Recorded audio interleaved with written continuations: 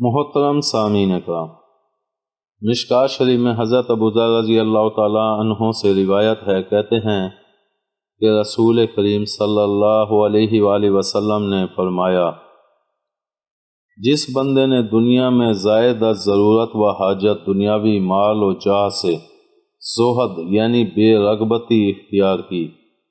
اللہ تعالیٰ نے اس کے دل میں حکمت یعنی معرفت و یقین کی دولت پیدا کی، اس کی زبان کو اس حکمت کے ساتھ گویا کیا اور اس کو دنیا کے ایوب جیسے کثرت غم و رنج، قلت غنا، خست شرکا، صورت فنا اور ذکر الہی سے دل کی غفلت وغیرہ کو یقین کی آنکھوں سے دیکھنے والا کیا۔ نیز اس دنیا کی بیماری یعنی دنیاوی محبت کی علت و سبب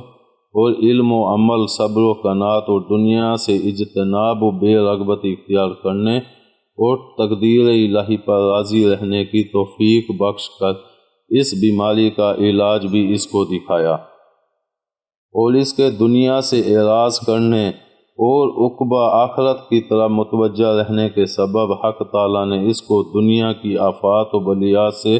سلامتی کے ساتھ دارالسلام میں پہنچا دیا۔ تشریح میں محدثین فرماتے ہیں، دارالسلام سے مراد جنت ہے، اور اس حدیث میں اس طرف اشارہ ہے کہ با کمال تمام حقیقی سلامتی بس دار آخرت اور جنت ہی میں حاصل ہوگی۔ منقول ہے کہ ایک عارف درویش سے لوگوں نے پوچھا کہ کہیے آپ کا کیا حال ہے، تو انہوں نے جواب دیا کہ اللہ نے چاہا تو سلامتی ہے، بشرطیہ کہ جنت میں پہنچ جاؤں۔ امید ہے آپ کو ہماری یہ ویڈیو پسند آئی ہوگی۔ پسند آنے کی صورت میں